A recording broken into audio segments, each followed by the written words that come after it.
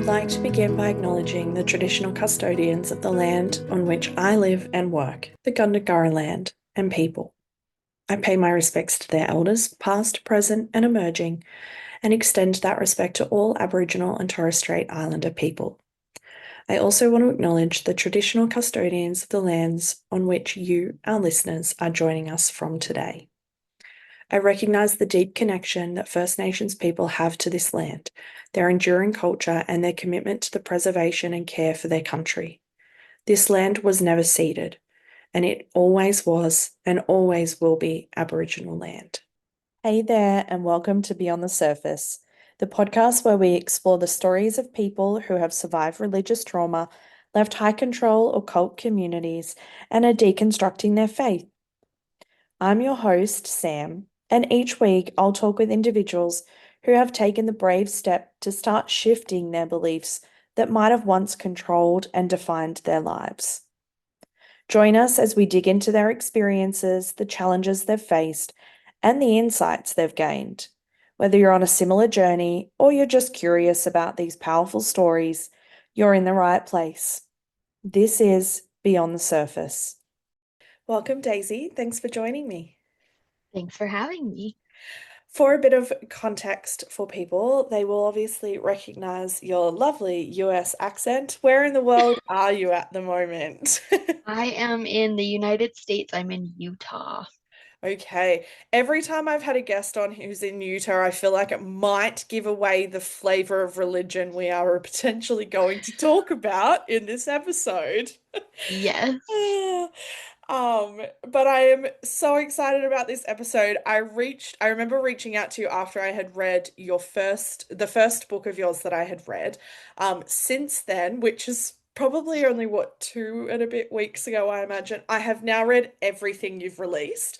Um, Oh, thank I you. loved it. It was all amazing. It's so freaking good. You are the second spicy author I've had on the podcast. And so I'm just loving the connections that are being made in this space. It's so cool. And we'll get to talking a little bit about your books and things like that in a bit, I imagine. But I like to start the episodes with a super broad, very vague question. Where does your story start? My story starts before I was even a thought in my parents' eye, I think. Oh no. Okay. My grandparents met when they were on a Mormon mission.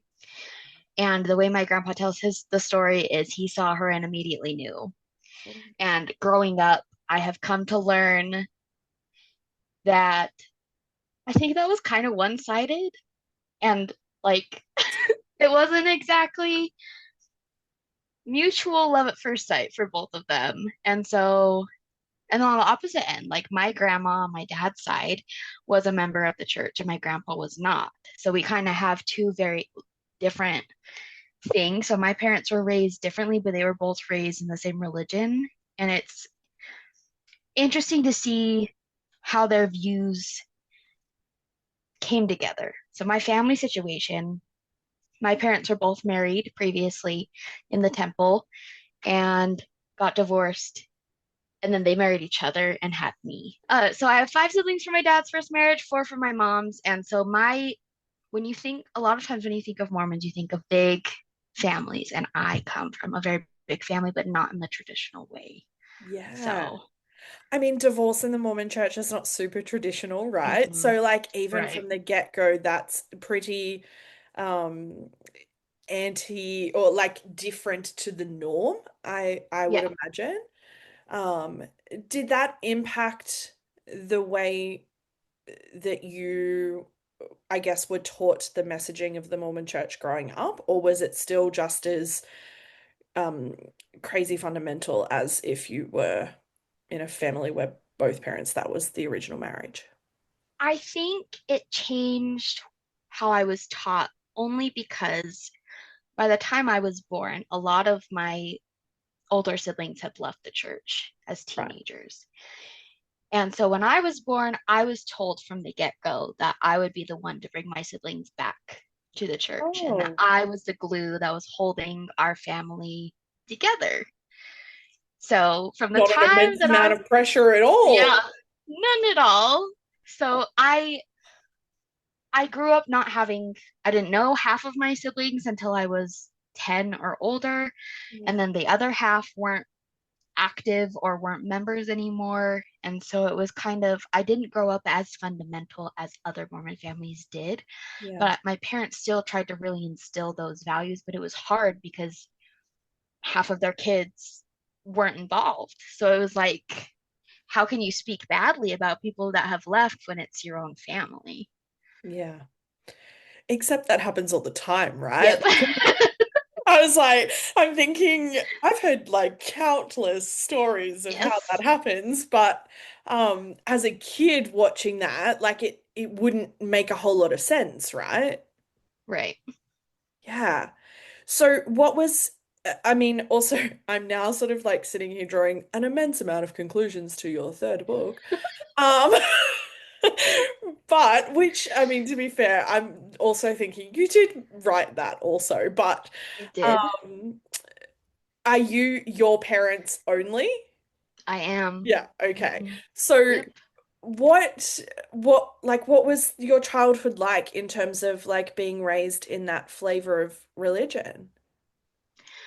It was very much me being like, well, why can't I Mm, not go to church if my older siblings aren't going to church and they live in the same house? Like, why do I have to go? And yeah. then it was, well, if you don't go, you're grounded. And I'm like, well, and then it was always the answer was always, well, they're older and they can make their own decisions. And I'm like, okay.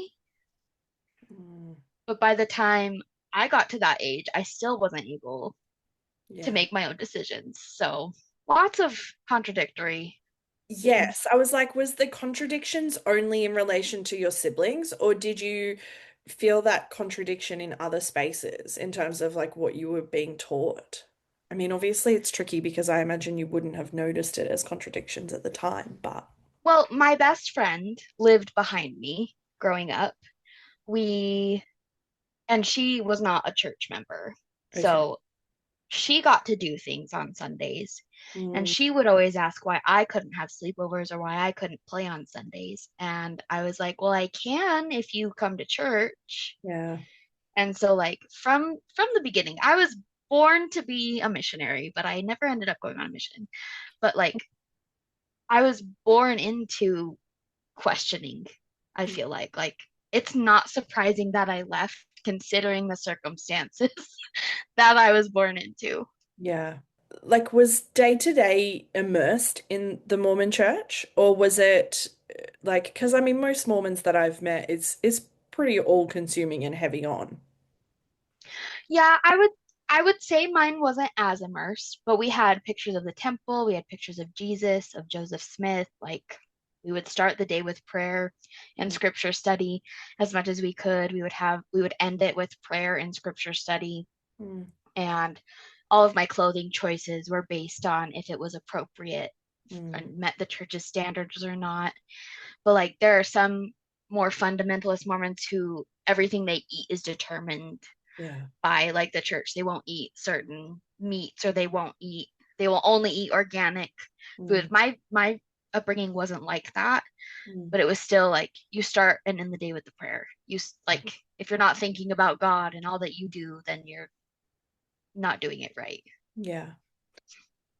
Did it feel like it was ritual? Like as you're talking, I'm sort of thinking like it's very ritualistic and sort of like you had structured prayer and structured, you know, what I would have called devotional time is probably not the term I imagine that you would have used, but like time of reading, you know, scriptures and things like that. Did it just feel ritualistic or did it feel personal for you? Like especially as you sort of got a little bit older. For me, it felt ritualistic. I Yeah. never felt like that was something I wanted to be doing. It was always oh, I need to do this. It was always, oh, I need to get out of bed so I can pray because I have to. It was never I never wanted to. And then Yeah. I always felt bad because I didn't want to. Yeah. Yeah. And was the guilt around disappointing your parents, or was it like good old-fashioned religious guilt? Or both? A little bit of both. Yeah. I like even now, having left, I'm still like, well, what if God does exist and he is judging me for all of these things? Yeah. Yeah, the what ifs are like powerful. It's like two Mhm. words, but it's a very powerful sense in you when you have been taught one thing and you choose to deviate and go a different way. It is, they're very two powerful little words, aren't they? Yes. Yeah. Yes. Um, you've already sort of alluded to like clothing and things like that. And so I am very aware that growing up in the Mormon church is a very different experience if you are assigned female at birth. And so what was that experience like for you, particularly going into, I guess, teenage years and, purity standards and body image and sex and relationships and all of that sort of stuff? So I had to parade my school clothes in front of my dad after I would buy them, and he would have to approve every outfit. And neither of us wanted to do that. Like he didn't like it, but my mom and him felt like as the patriarch of our family, I guess he needed to make sure that my clothes were appropriate. And he was also a school administrator. So Yeah. like he was aware of the school standards. And school dress code standards are a lot more conservative in Utah than surrounding states. Hmm. And I didn't realize that growing up until I started talking to other people. But yeah, he would have to approve my clothes. When I was going to school dances, I most of the time my dresses were more modest and I would have to wear them as if I was wearing garments, even though I wasn't wearing garments at 16 years old. Yeah. Um, Sex wasn't talked about Mm. ever, really. So I didn't really know a whole lot other than what I found on the internet because I was curious. Mhm. And uh not supposed to date until you're 16. I did anyways Yeah. behind my parents' back and they didn't know. But like I didn't have any standard of what a healthy relationship really looked like. Mm.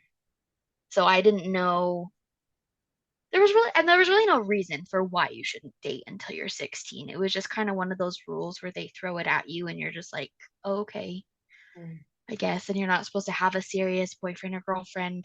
And that one was because the more time you spend with a person, the more likely you are to slip and fall, so to speak. But again, there was no mention of like, well, if you do slip and fall, Mm. use protection or here's this. And so it was just kind of Yeah. just don't do it. Yeah. Just scare tactics. Yeah, were you getting like very like formal messages around this? Like, was it happening in like, I'm assuming there's like youth meetings and things like that as teenagers? Like, were you getting these talks? I've heard a lot of like purity metaphors in my time in these conversations. But there Yes. is one in particular that I have only ever heard from ex-Mormons. And so I don't know whether it's Mormon specific or not, but the two cakes being brought out and one gets smashed as like a sexual metaphor that like once you have sex, the cake is smashed and you can't rebuild it to look the same way as the other Yeah. cake. Yeah. Have you had that?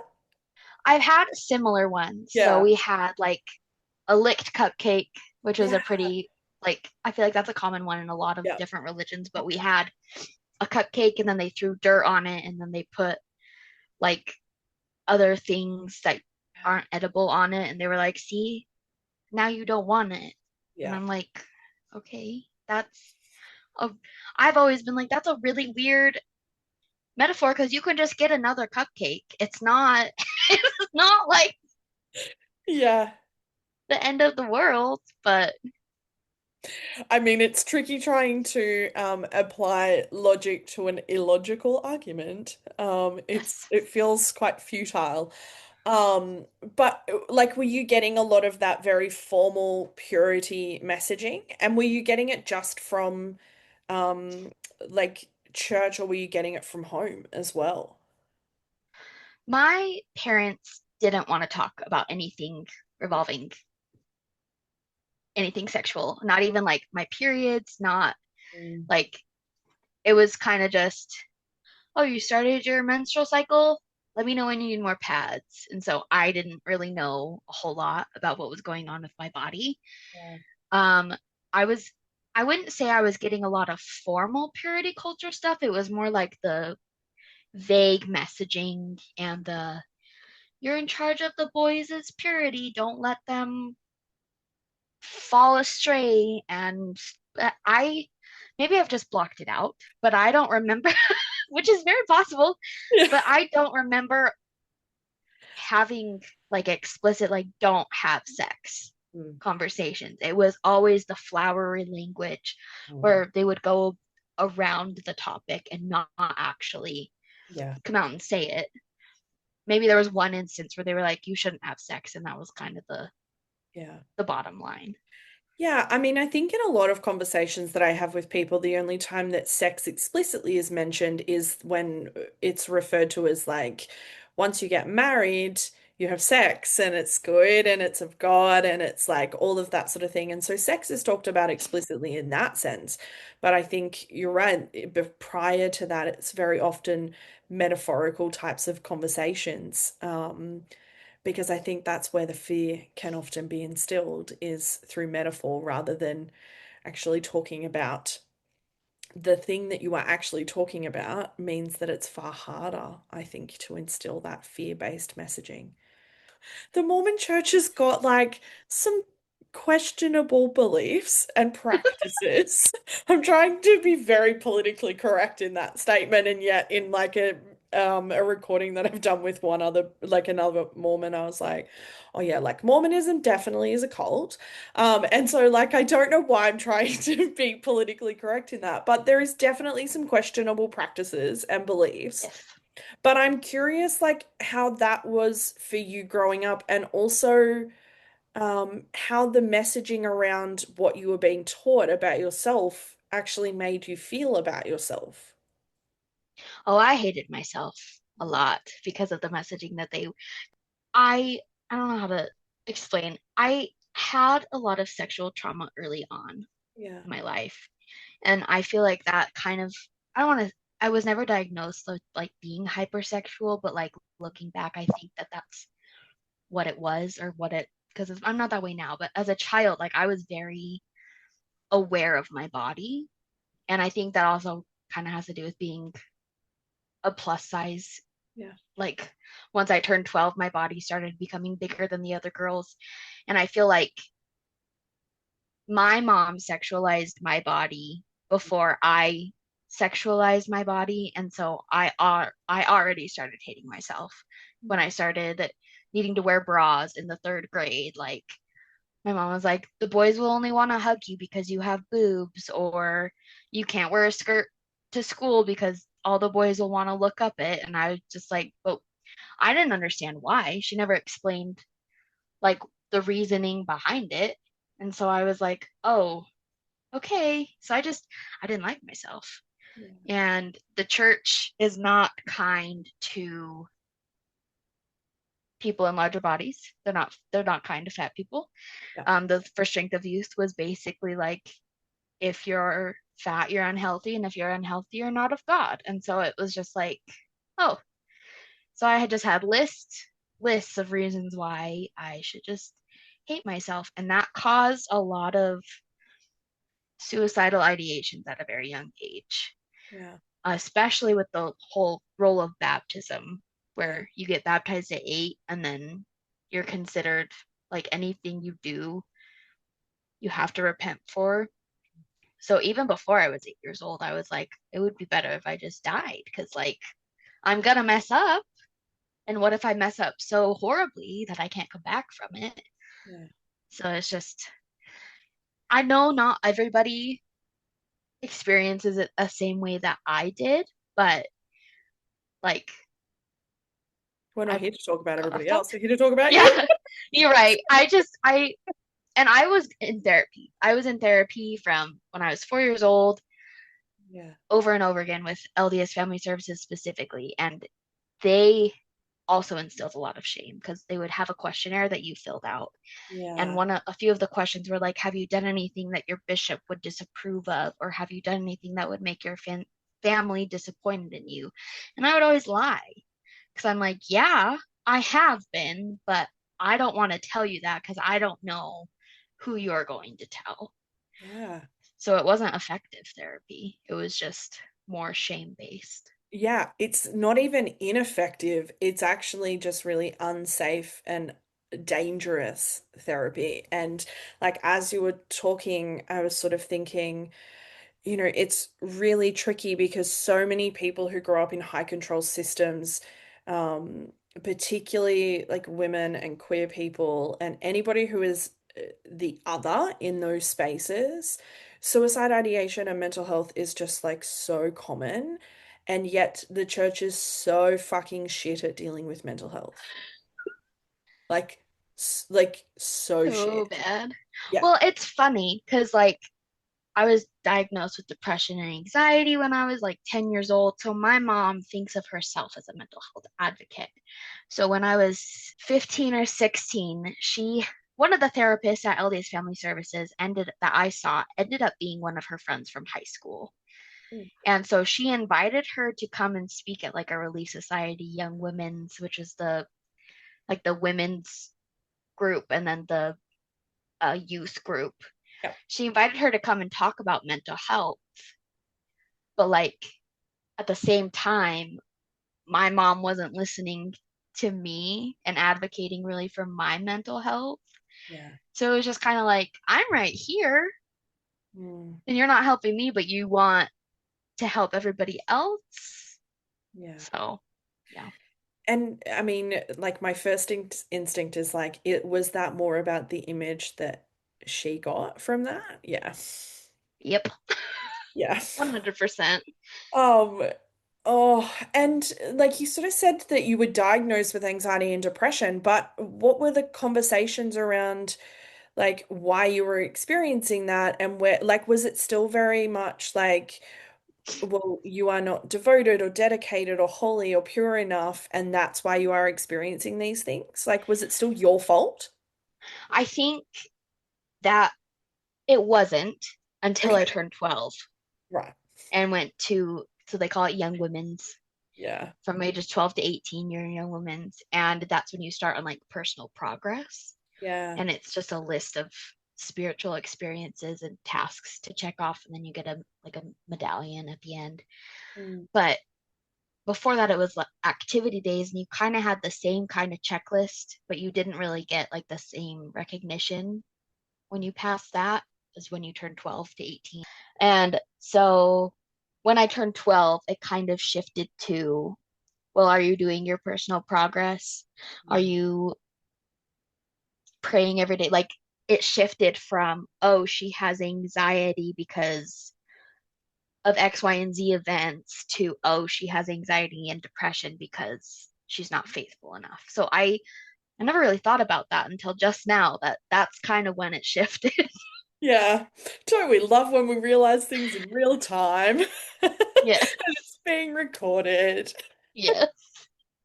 I mean, like, it's just such a common narrative that I hear that, we will use the correct terminology, so to speak, in terms of, trauma and anxiety and depression and mental health and all of that sort of thing. But there is so often just this like undercurrent that whilst we're using this terminology, we also still think it's your fault and we still think that you have the power to, like, you're not doing enough and you're like, you could be doing more to help this, um, which just shames us in our mental health experiences. Um, but yeah, I mean, the developmental part of me goes 12. Yeah, because we have like so much knowledge and so much like brain development at that point. I mean, even as you sort of said, like 8 at baptism, I'm just like the All irony of right. ages in these spaces is Well, insane. Yeah. my oldest is almost 7. And I'm like, you were making me Mm, make that choice at 8 years old. Like, I cannot imagine telling him, hey, yeah. by the way, you have to make this super important promise. Like, most of the time, he can't even remember when he needs to, like, get dressed for school. Like, he's not making Yeah. terrible life decisions Yeah. right now that he needs to repent for, quote Yeah. unquote. Yeah, absolutely. I mean, even when I talk about my own story of coming to Jesus at the ripe old age of like 11, I think it was. And I just think like I didn't have any concept of eternity at that age. Like no kid at that age has any concept of eternity. They barely have the concept of like the end of the day or the end of the week, depending on the age. And so um, like, how do you remember that time? Like, I mean, you already sort of mentioned the immense pressure that you felt as to the role that you are supposed to play in your family, but was there personal pressure as to who you were supposed to be in like the broader sense of like the family, like of like the church family? Kind of. I was pressured not just by my parents, but by leaders to invite my friends who weren't members to come to church. And I've always felt uncomfortable. Like, I'll ask you once, Yeah. but if you say no, I'm not gonna keep asking you. Like, I'm not gonna pressure you into that.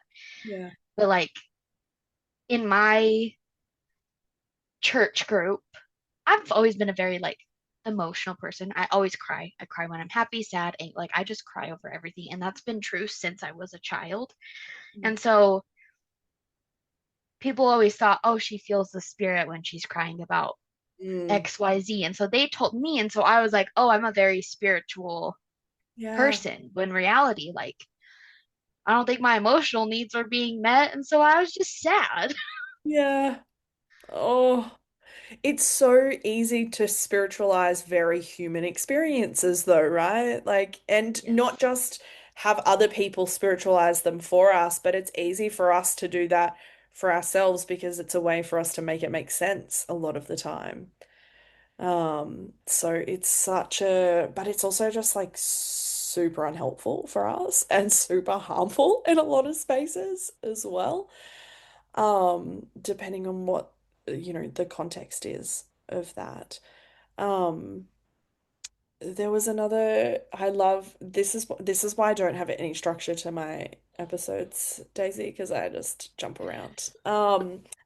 But there was something that I was also going to ask about the purity messaging because it is such a different experience, and you sort of already started to talk about it. It's such a different experience for different body types, particularly for women. But the purity standards are really different, right? And I imagine that within the Mormon church, it is the same. That, I give a very simple example of like, I had a friend who was probably half the body size. She was tiny, of what I was, and could wear like singlets, like when we were at the beach and things like that. I was not. Like I would get pulled aside because obviously I was larger than the other girls, and so like there are very simple experiences like that where the purity standards are just like starkly different. And so was your experience similar in that differences? Yeah, for sure. So like for example, like shorts. I'm Mm. also short though. So I'm 5 feet tall. Like Oh people wow. in I taller would just bodies can't wear, yeah, I'm very small. They can't wear shorts the same length that Mm. I can because it would ride up. But at the same time, like the way my body was built, my t-shirts would be tighter across my chest and people would accuse me of like showing it off. I'm like, we're literally all Wearing a wearing the same t-shirt. shirt. Yeah, we're all wearing the same shirt. I can't control how it fits my Yeah. body. And yeah, I wasn't allowed to wear leggings. I had to wear pants, but I didn't like jeans, so I didn't wear jeans. I just dressed like a business casual Business person, or I wore casual. dresses. Yeah. It's terms we usually use for like, when you go into the workplace, and yet like we're talking about like high school, right? Yeah, Like because it's the only, quote unquote safe clothing um to wear, which is like wild to just put that level of hyper focus and like nitpicking on clothing and body types, and it just makes you hyper aware, hypersensitive, and hyper focused on every little thing, right? right. I also think I know a lot of other plus size people relate to this, but like I had to get up and like do my hair and get my makeup perfect because if I didn't, I looked unkempt, quote Yes. unquote, from like my mother's point of Mm. view. Like she was very much on the you have to go out looking your best. It was kind of like, what was the phrase? You never like, would you look that way in front of Jesus? Like every single day.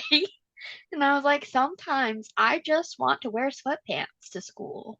Yeah. Like, why do I have to dress up all the time? And that's both like a Mormonism thing, I think, and a plus size Yeah. experience is like always looking your best. And I'm like, sometimes looking my best is that I am awake and I am wearing clothes. Like, I Yeah. don't want to have to put in all the effort.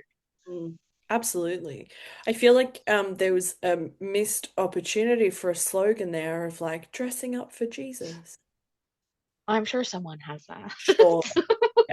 Yeah. Um, but if they haven't, not that they would be listening to this podcast, but if they haven't, somebody definitely just got that idea.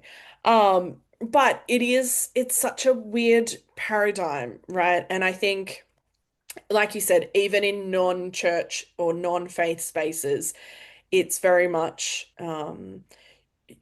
like a distraction. It's used as a distraction. Like if my face and my hair look good, it's a distraction from my body. And so it's like a redirection almost, as well as appearing to look well dressed and, all of that sort of thing. So how did that shift and change the older that you got into sort of like late teenage years and things like that when I imagine the freedom that you had started to increase a little bit, and also sex drive also comes into the mix at that point. So, like, how did the purity culture and the church messaging sort of like impact you as you started to get a little bit older? I, until I graduated high school, I still had to show my dad all of my school clothes. So my freedom to dress did not really come until I moved out. And even then, I was always terrified my mom would call and be like, "You're wearing that." Yeah. So it was, yeah, it was hard. Um, I also started realizing how much larger I was than my friends in high school. Like my friends were also very small, tiny. They were ex cheerleaders or like just naturally thin. And so I was very aware of my body. And I struggled a lot with it. I was on and off diets with my mom and my sister all the time. Yeah. And a lot of that was, I think also, it was always, well, we got to look our best. We got to look our best because we're women of God and we want the Mormons say you want to be an elect lady like Emma Smith. And I'm like, but do we really need to like I've always been like, do we really need to starve ourselves? Like I don't want to eat salad all Yeah. the time. I don't want to constantly be worried about counting calories. And I've never wanted to live that way. And it feels like, especially in Utah, the beauty standards are thin, blonde, perky boobs. Like it's very much you want to look the same. There's billboards everywhere for tummy tucks and boob lifts and Yeah. Botox and maybe I don't just didn't realize that back when I was younger, but like the underlying message of if you don't look the same, you're not gonna fit in Yeah. and like you weren't as good was Mm. kind of there. Yeah. I think also, like, of course, you wouldn't see it while you're there. Like, there's that sort of mentality that sometimes until you leave a space, you don't notice those things because it's just normal, right? Like, you know, it's just normal that, like, I mean, from what I know about Utah is that there's basically like a Mormon church and temple every like on every street and every corner. So, like, until you leave that space, you don't necessarily know any different. Like, it is just the most normal thing in the world. Um, and so I think in some ways, like, those things that we notice when we're out, of course, we wouldn't notice them when we were still in. We're not supposed to. Um, so yeah, it's tricky, because a lot of those realizations come a little bit later. I mean, I ask a version of this question, to most people, but like during this period of time, like who was God to you? Or like the divine or any like Heavenly Father, I'm assuming. Who Yes. who was that to you? He was just a dude. Yeah. Like, he just, I've never felt like I've had a personal relationship with God. He always felt like just another man Yeah. watching me to make sure I don't mess up. Like, Mm. I've never been like, oh, God's on my side, because like Mm. he like why would he want to watch me go through all these things and not intervene? Like, that's a shitty dude. Like, Yeah. And so, like, how did that impact the way, like, because you are still going every Sunday to meetings and things like that, right? And so, like, I love, and I'm going to use a reference, or like not really a reference, but just like a part of your book where I giggled, and like where the people are non-Mormon who are in meetings, Mormon meetings, and going like the little italic of another prayer. And just to like really symbolize just how like drawn out these spaces are a lot of the time. But you are doing that week in, week out for years on end and not even being immersed in terms of like, I don't even believe this. What impact did that have on you? I felt so dumb because like in Utah specifically, seminary, which is grades 9 through 12, is during school hours most of the time. Like, you can take it, other places take it like in the early morning. So I was taking at least 3 times a week, if not more sometimes. So I was Sundays, and then it was seminary 2 to 3 times a week, and then it was youth group, and then sometimes it was on Saturdays, and then in the summers you have girls' camp, which is a week long. And I was just like, am I missing something? Because like I have I don't have them anymore. I threw them away because I didn't want them anymore. But I had journals and journals of seminary where I would just take notes because I was like, I want to understand. I want to believe and feel what everybody else is feeling, but Yeah. I just don't. Like, Yeah. it never really made sense to me. I was always I always had made friends with people who weren't in the church, and they were like, I don't understand these rules. And I was like, you know what? I don't understand these rules either. And I'd always be like, I'm not like other Mormons. And they were like, okay. So I'm like, it makes sense that I left because I was never really in it in the beginning. Yeah. And did you like throughout all of that time, like, were you thinking that there was something wrong with me or there is something wrong with everybody else? Or I a thought bit there of was both? something wrong with me Yeah. because I never really like realized it was a cult until I moved Mm. out and started like looking at it from an outside perspective. And I was like, Yeah. that's weird. That's a really strange ritual. But like, before I met my husband, I Mm. hadn't gone to church in like 9 months.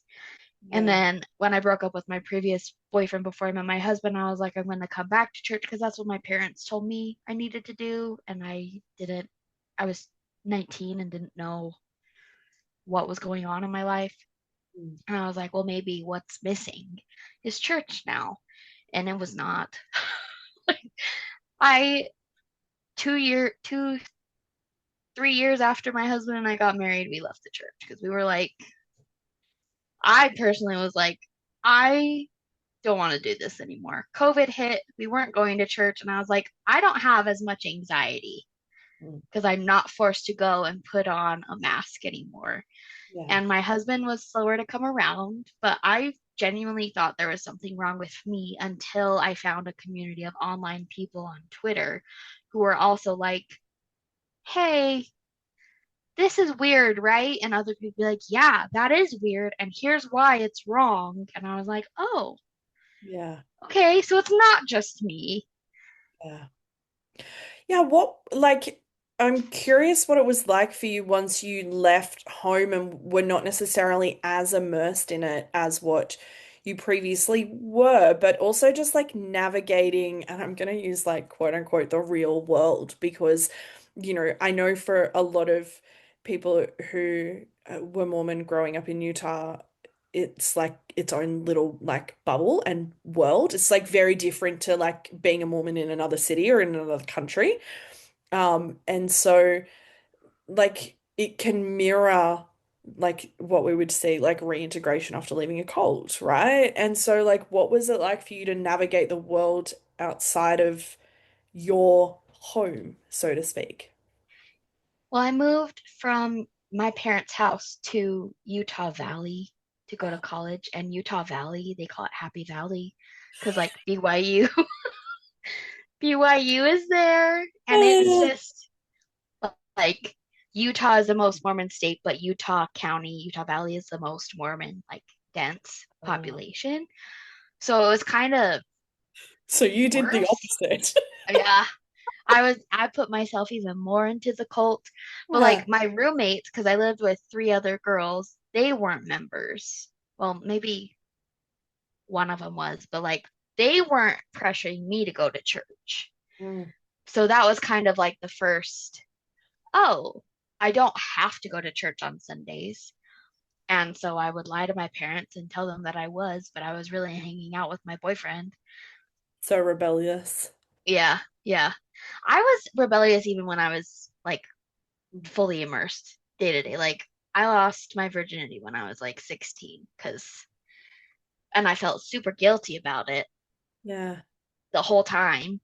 But like on the same track of like, oh, I'm gonna have to repent for all these things. I was like, if I have sex, I can just repent for it. Like my brain was rationalizing both things like you shouldn't be doing this because you're bad, but also like Jesus died for your sins, so just Yeah. commit them, I guess. Yeah, I don't I know. mean, I'm wondering if, like, do you feel like that was because, the faith that you were being raised in didn't feel personal, and so you were able, I guess, to have that degree of separation or degree of like desensitization to like some of those things? I think so. I mean, I don't know. Like the guilt still, like I still felt super guilty, but I Yeah, think I felt more guilty lying about it to my parents and like lying about where I was, lying about what I was doing than I did actually doing it. But like sometimes when I'm sexting my husband, I'm still like, oh my gosh, this is so bad. Even though we've been married for 8 years, like I'm like, yeah, it literally doesn't matter. yeah. But like sex was fine, but other things Mm. weren't fine, Mm. if that makes sense. Yeah, I don't know. absolutely. Yeah, because like I think there is, I mean, and also there's just like the perception that um anything outside of the sex act, because obviously like that's for your husband's pleasure and for procreation, right? Like that's usually the only two reasons why you would have sex, even within a marriage. And so to do anything outside of that would imply that you might also be getting something out of this. Shocking. But that like that's antithesis as well to Mhm. like what some of those teachings were. And so I think there's a very big difference, I think, between experiencing sex and embracing sexuality as well. Like they're obviously, I think, different experiences for people. But it sounds a little bit like, that sort of like cliche saying of you can take the person out of the church, but you can't take the church out of the person. And so, like, going into different spaces of like being able to choose whether you want to go to church, but you don't get to do that guilt-free without feeling like you have any sort of like emotional consequences um, to that. You said that you didn't go on mission. Was that a choice that you felt like you could make? Oh no, I didn't have a choice in that matter. I was told I couldn't go because um I was sexually assaulted, Okay. and they said that that was a I was too high risk to go on a mission because I could relapse or whatever. You know? Relapse? Daisy, oh my God, I've had so many like things like in this vein of like where abuse and assault is like blamed on the victim. Oh Um, yeah. okay, let's go back to the relapse. I so Relapse how? Like, well, after I was sexually oh, assaulted, I did other things with other people because in my brain it was the more people I touch after, yeah. the further away it gets. Mm. And so I obviously confessed to that, but like I was repenting for being assaulted. Oh, And so I was like, but that one wasn't my fault. Like, why am I being punished? And in the end, I'm glad I didn't go on a mission because I don't think I would have been able to handle that.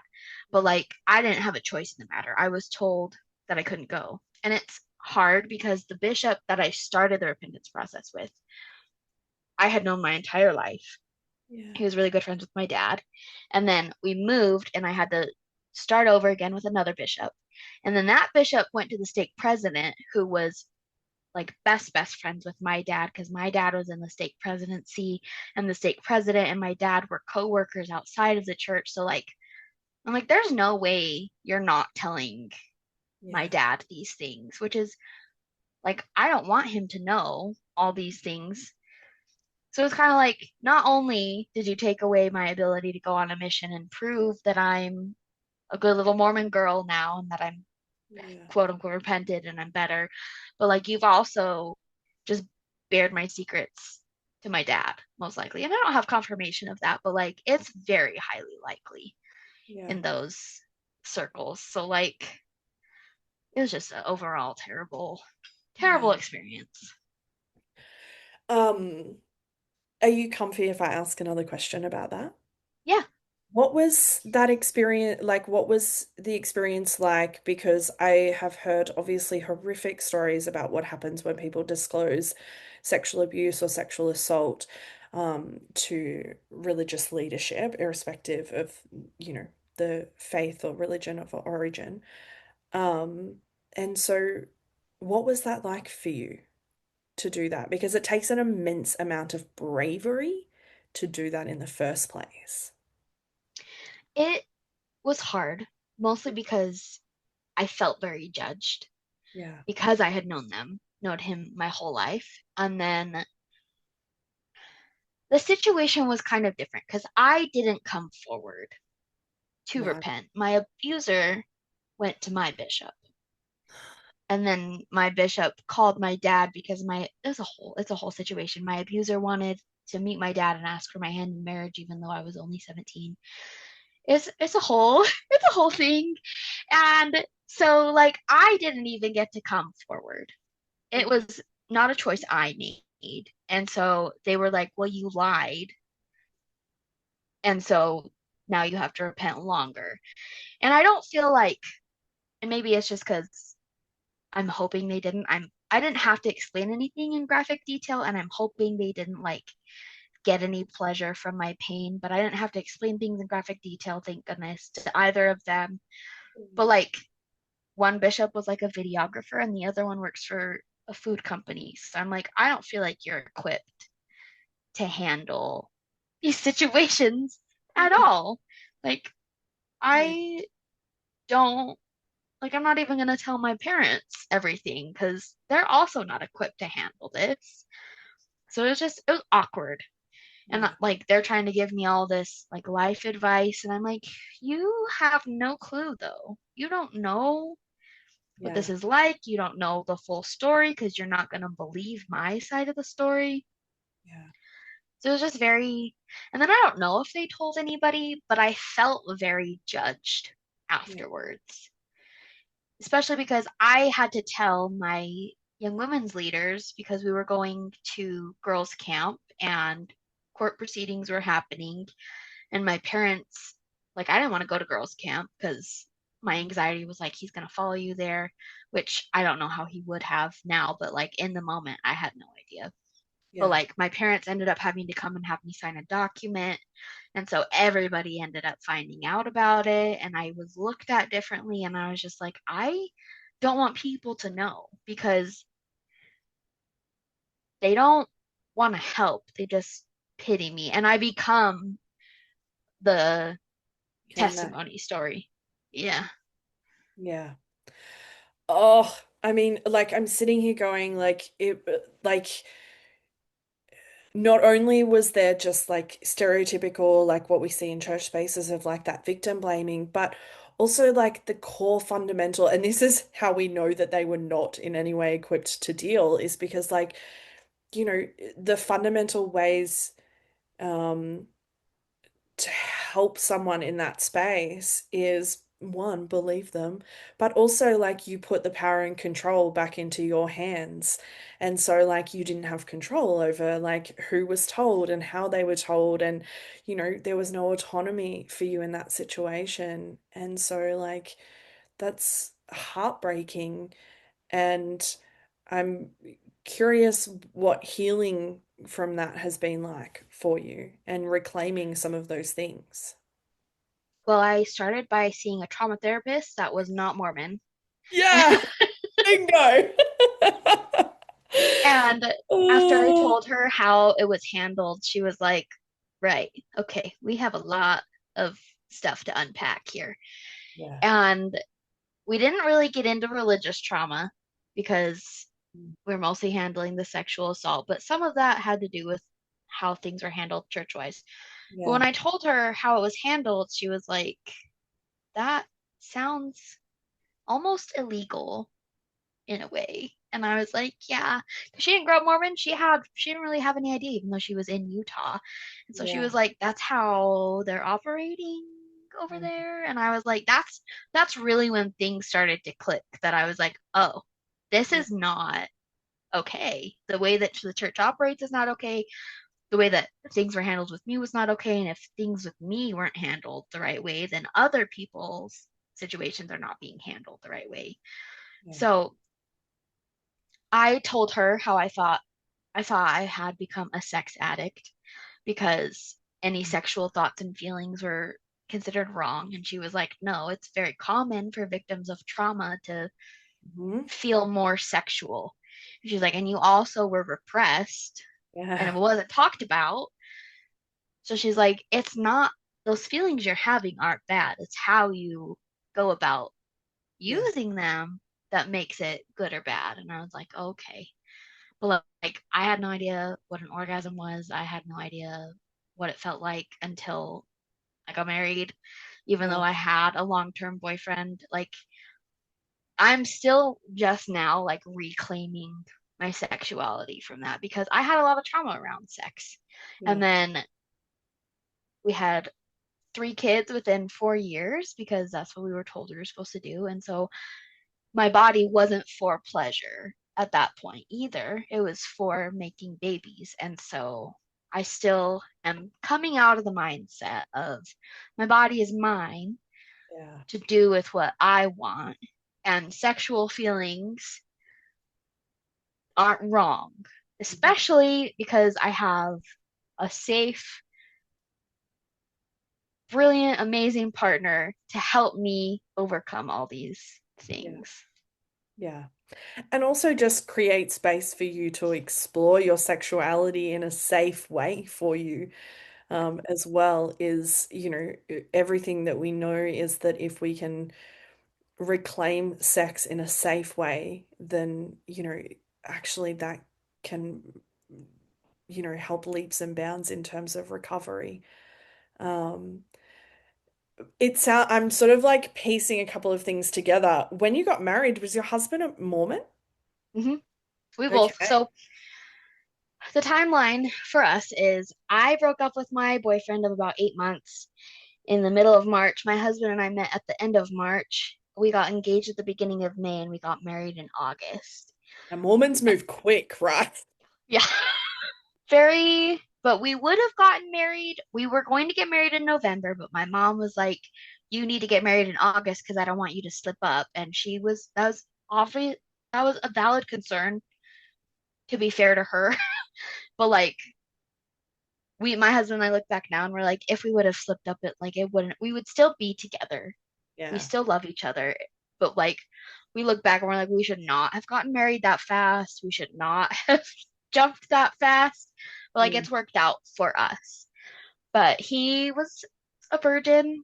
He didn't know a lot about sex either. And my knowledge was very limited to inexperienced or just, I think, selfish was more previous partners. And so we've been figuring it out together. Yeah. But yeah, he was Mormon.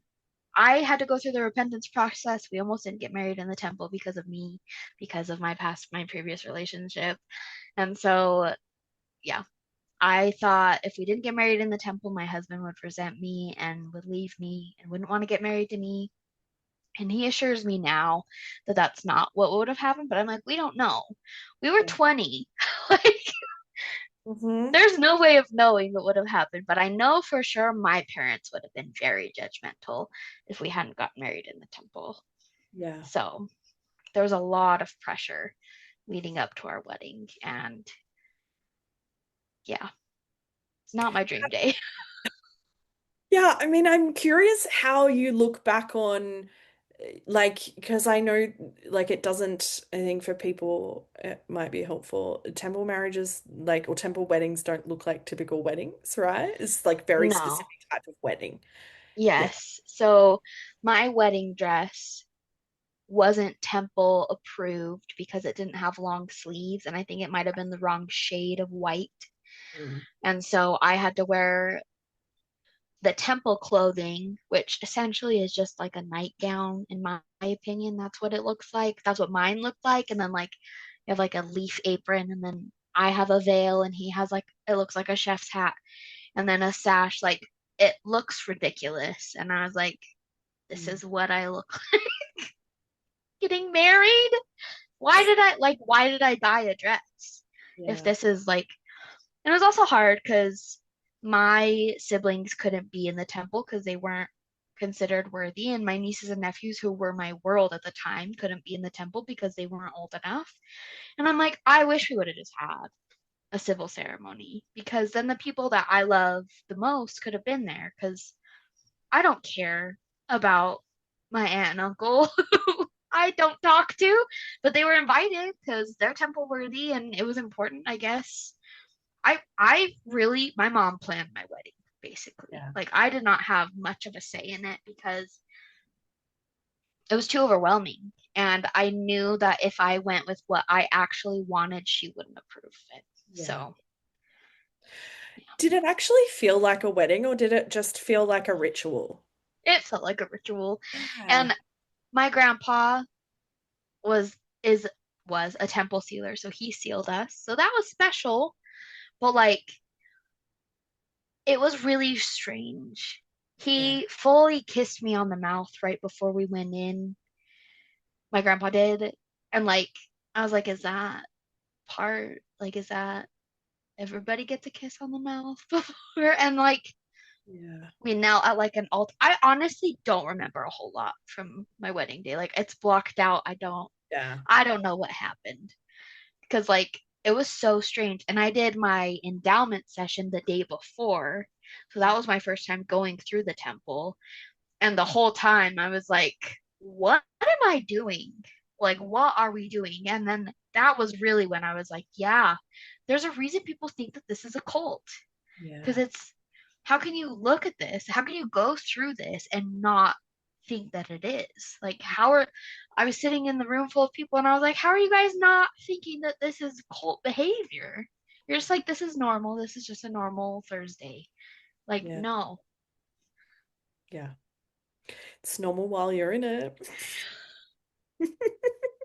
I mean, it sounds like you were probably far enough out of it and removed from it enough that you were able to see some of those things, but yet still that sense of what I'm hearing is probably a mix of guilt and obligation and fear as to still going through with it. Yeah. Yeah. Yeah.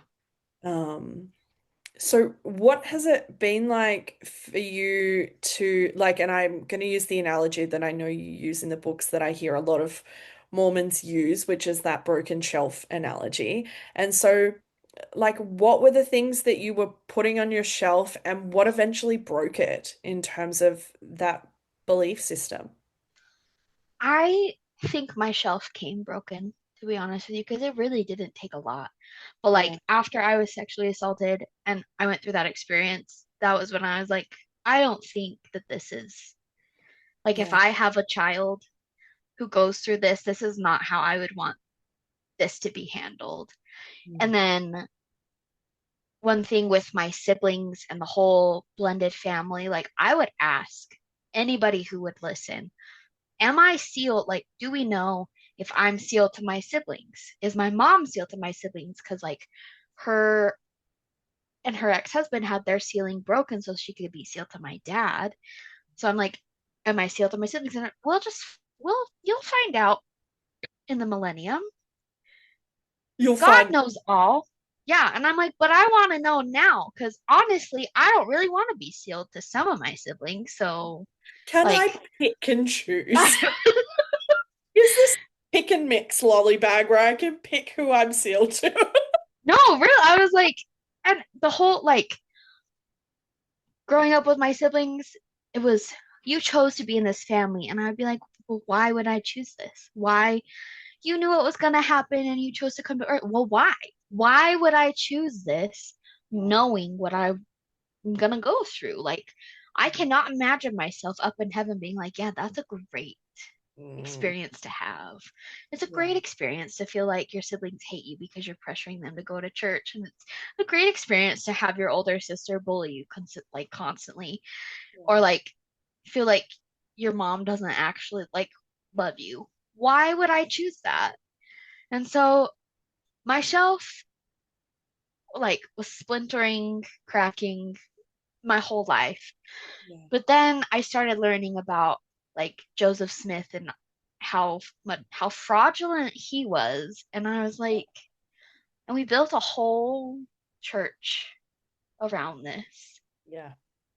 And then I realized I was bisexual. I was Mm. pregnant with my second baby, and I saw a tweet, and she was like, "So most women don't find other women like super attractive, right?" And I was like, "Oh, I did not know that." Yeah. Actually. Yeah. Well, I And mean, so also, why would you though?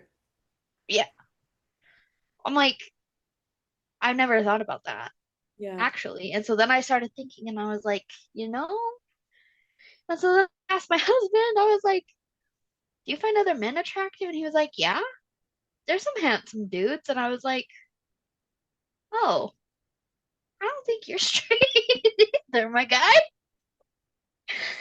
And he was like, it took him a while. He's okay with me saying he's also bisexual. But I'm Yeah. just like, we're both like, huh, most like other people don't think that. So then I realized I was bisexual. And around the time I realized I was bisexual, one of the leaders came out saying, like, grab your muskets against like gay people, basically. And around that same time, also, BYU's honor code like retracted the same sex attraction clause, but then they put it back in. And so all these people, BYU came out Yeah. and then BYU put the clause back in. And so then they didn't feel safe. And I was like, I don't like that. I think that was the thing that like completely broke my shelf was I was like, for a church that claims to love everybody, you're Mm. not proving that.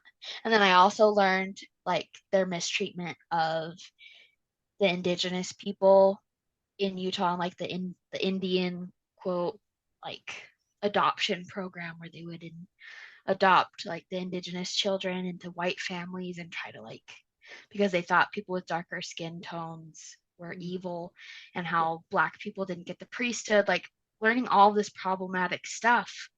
And I Yeah. was just like, but why? I am like hearing you talk about like discovering your sexuality.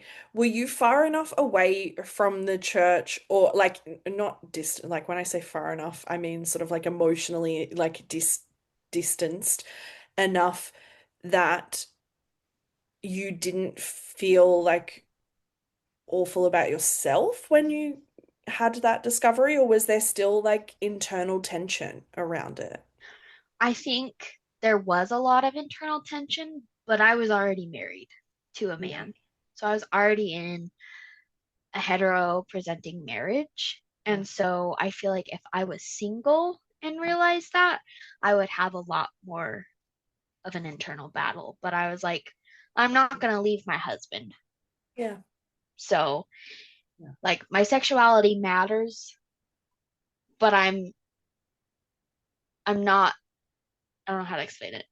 It matters, but it doesn't matter to the point where like I'm not gonna be with a woman unless my husband transitions to a Mm. woman. If he were to come out as transgender, then Yeah. that would be a different story. But like I'm not gonna leave my husband. Mm. So I feel like that helped. I was secure Yeah. already.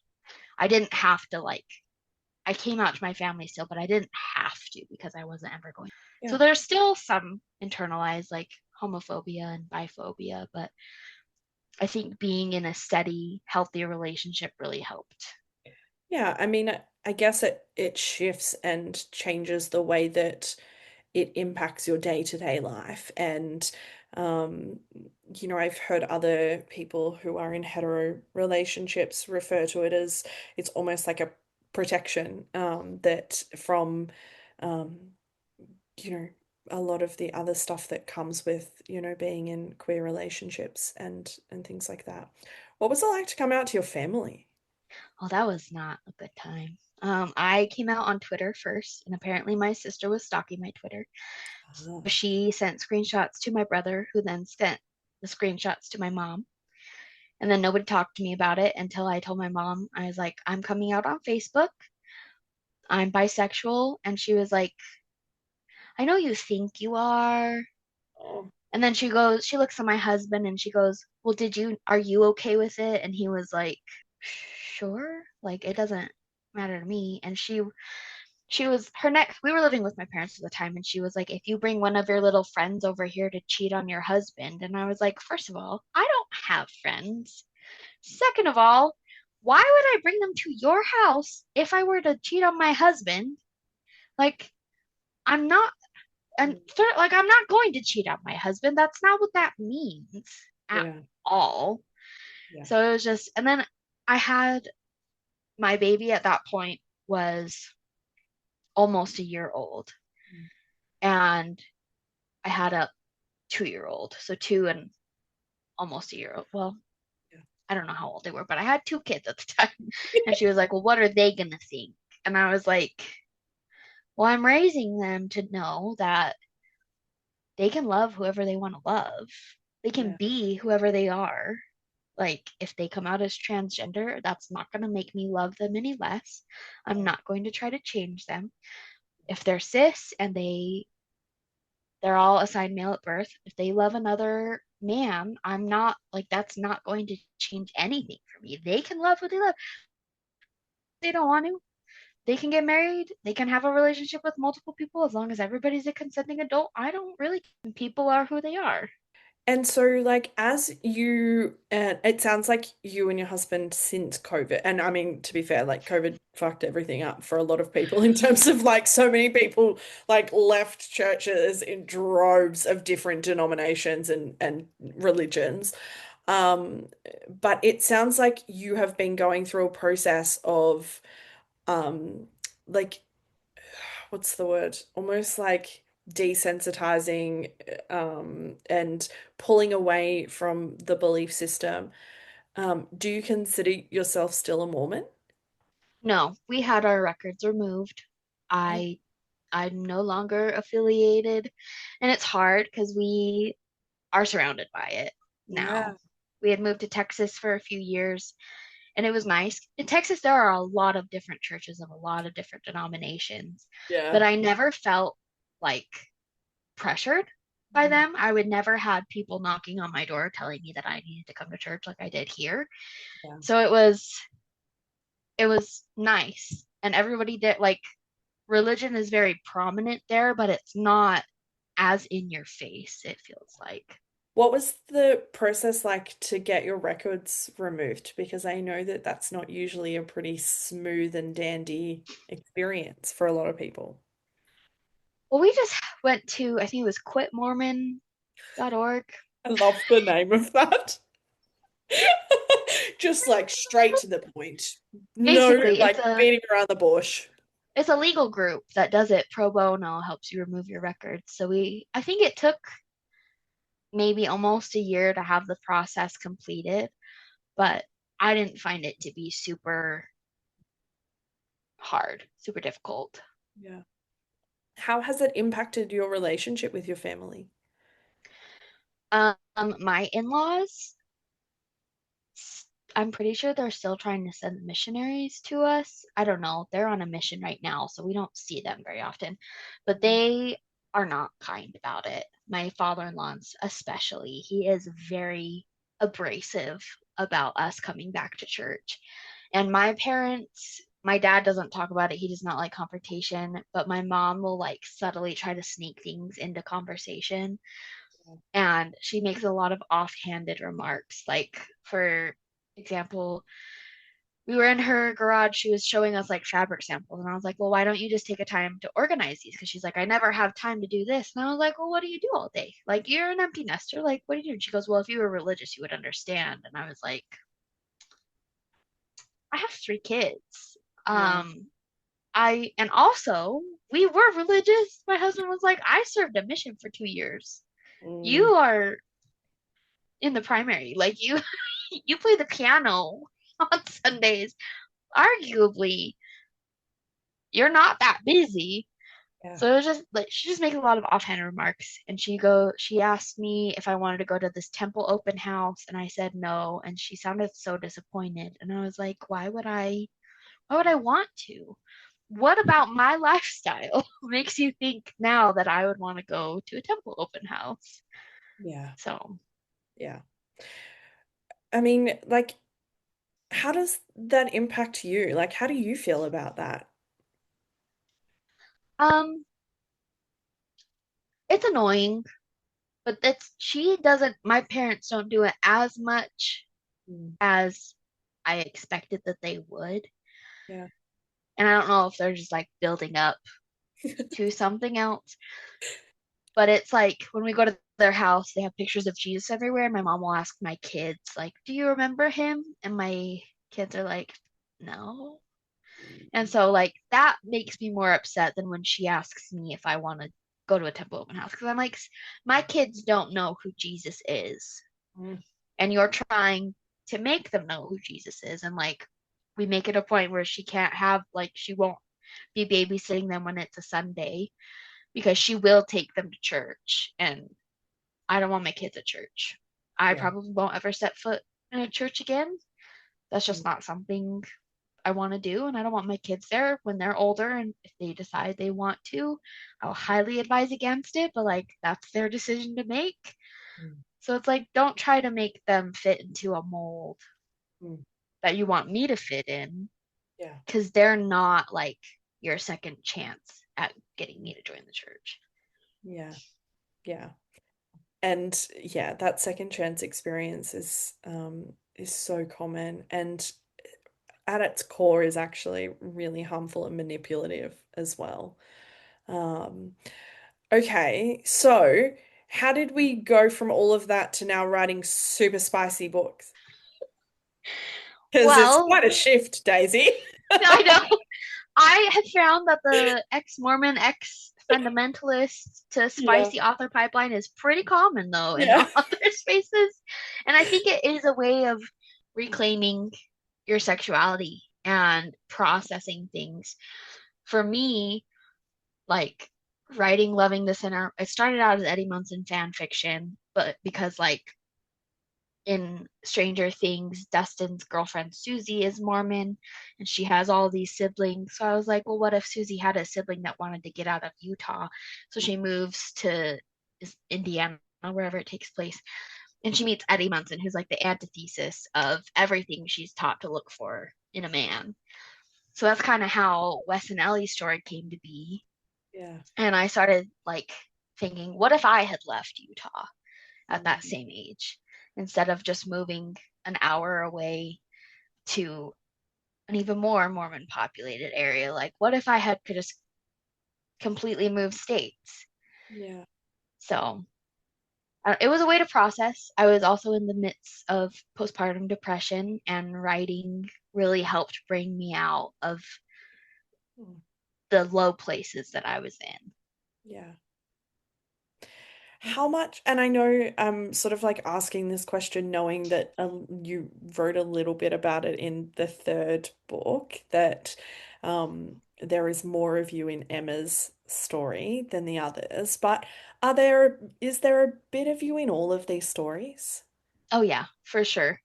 Yeah. Especially within the FMCs, Yeah. the female main characters. I dumped a lot of religious trauma into Ellie, and then a Yeah. lot of other trauma into Emma. And then Yeah. Hannah, I put a lot of not a lot of myself into, but a lot of the things that her parents said to her or other, like her ex-husband had said to her, I've been told things similar. But like Hannah is more based off of some of my cousins who, and like Ellie is also like the series follows cousins. So my cousin, like I have specific cousins that I've kind of assigned characters to, even though if you put them side by side, they would not be, you Yeah. wouldn't be able to recognize that they're the same, like they're assigned. But like it's also my cousins and I have had a lot of similar experiences in the church. So it's like my experiences are my cousins, are Ellie's and Hannah's and Emma's, and then Mackenzie is the fourth FMC in the book. But the fourth book also has more of the men's perspective of leaving the church. So Talmage's is more of like my husband's I was experience. about to say, is there a little bit of your husband in that Oh story? yes, yes, Yeah. yes. Yeah. How My does he feel about that? He loves it. Okay. He's very happy to help however he can. Yeah. Um, how has it been for you? And I asked, when I interviewed Sarah in her episode, I asked a similar question in that, like, you are writing it like, I mean, I've read more explicit, but like explicit like sex scenes and experiences. And so, like, what has it been like for you to write that? Because, like, the repression and everything leading up to that space, like, there is a reclamation there. But is it, is it hard for you to do that, or is it now just, normal for you? In the beginning, it was hard. When I was Yeah. first writing, I was like, I have no idea what I'm doing. I don't know how to write this. And words like cock and pussy and dick were still very like foreign to me and felt dirty. And now, like, they have a certain dirtiness, but it's not as like, oh, I can't say that. It's more just like, I'm not going to say that in Yeah. my everyday vernacular. I'm going to say that in specific situations. Yeah. But like, I, it's lost its like, oh, I can't say that. Yeah. It's just like every other word when Right. you're Same writing. with Yeah. same with curse words. Like I regularly say fuck Yeah. all the time. My kids hear it, but they don't Yeah. say it because like we don't. I feel like if we were to be like you can't say that, like they would want to say it more. And I know some people are have different rules around curse words with their kids, but like I would rather my kids be desensitized to it because I feel like they would want to say it more and be more curious about reactions Yeah. if they didn't hear it. And we've had conversations about like you can't like school's not the place to say that. Mhm. Don't tell someone to fuck off unless like you're the situation calls for it, and they're still learning, but like reclaiming those words that we weren't allowed to say has been helpful for not only me, but my partner as well, my husband. Yeah. I mean, I think it's like a conversation around we educate rather than we ignore and avoid. And I think we learn far more by educating than just, pushing it under the rug and not talking about it. Was writing the books a bit of an education for you as well? Like a sex Yeah. education that you never got the first time around? Yes. So I started reading romance books Yeah. before I started writing Loving the Sinner. Well, I was reading fan fiction, and then Yeah. I moved to romance books, and then I was also reading romance books and fan fiction. And I was like, I didn't know that people wrote these things. I Yeah. didn't know that there was a whole like online forum, and I didn't know that people were publishing books with explicit sex scenes because I Mm, wasn't allowed to read that. yeah. It was always porn is bad, and I didn't know that people were writing it. So like Yeah. I thought it was just visual things. So Mm, learning that was interesting to yeah. be like, oh. And I feel like the first few times I read a sex scene, I was like, this feels wrong still. But at the same time, like I was like, but it's not. Like Yeah. I'm not. It almost felt like I was intruding on somebody else for the Mm, first few times, and then I yeah. was like, I'm not. This is here for that. These are not real people. Like I'm not peeping in anybody's window. Like it's fine. It's not creepy. It's not It's as not creepy as creepy. it seems on the surface. Yes. Um, like I want to ask one more question before I get to like the final question I ask everybody, but um, what impact has it had on like your family and friends knowing that you write these stories? Um, my not a lot of people do know that. My mom knows. She doesn't like it. Yeah. She won't talk about it though. And she keeps asking me when I'm gonna write a quote clean romance. I'm like, probably never. Mm, But I can black out the things that you don't want to read. yeah. And she was like, no. So I don't know, like she has a twin sister that she tells everything to. I don't know if she's told the twin and then the twin tells everybody else. I'm like, I don't know who knows Yeah. at this point, but nobody said anything. My cousins know. My cousin won't read my books because she feels like it's intruding on my Yeah. personal life, and I'm like, but it's not me. Yeah. But like at the same time, I get it. Like I would also probably be a little skeptical of reading something Yeah. I see of hers. But my cousins have been supportive. My husband tells all of his coworkers that I write books, and they've been very supportive. Yeah. So I've had a few people from high school who I felt like I could tell, and they've been super supportive. So I've had a overall positive experience, but my parents just Yeah. won't bring it up, which is it Yeah. is what it is. I actually have an adjacent question as you were talking. What has been the response like from the ex-Mormon community online reading these stories? I've had a mostly positive. Some Yeah, people don't think that my experiences are realistic because, like, in Loving the Sinner, Ellie was fine with Wes using a vibrator on her, and they're like, she yeah, would feel guilt. And I was like, that wasn't my experience, though. yeah. Like, everybody's experience is different, but overall, people have been like, oh, wow, Mm, I didn't know that this was like a sub-genre of romance. And I was like, me either. I didn't know that people wrote about religious trauma, and I decided that I was just gonna do it. yeah, But even people who aren't Mormon have related to it yeah. and felt seen. So it's I'm writing my first book that has no religious trauma in it, and it's been very difficult. Hell yes of you. Yeah. Uh, I imagine it would be a very different experience writing that. I'm like, how do people, I don't know how people have not had religious trauma. Like, I'm like, what do you mean you went your whole life without being told Yeah, that you need to cover your shoulders. Otherwise, like your shoulders are pornography. Like I don't my cousin married a man who has no religious trauma and she's just like, what is that like for you? Because I can't imagine it. Yeah, I think it is hard to imagine when you have only ever experienced one perspective or was so immersed in that perspective. It's hard to imagine anything else. But I mean, I imagine it would be a cool experience being able to write something that doesn't have to intimately, pull on your pain points and your own trauma and all of that would be a really nice experience. Weird, but nice in a different way, I imagine. Yeah. Okay, I finished these episodes with some encouragement for listeners. So, what would you say to someone who has, and I'm going to tailor it a little bit, what would you say to someone whose shelf has just broken, essentially, about the Mormon Find church?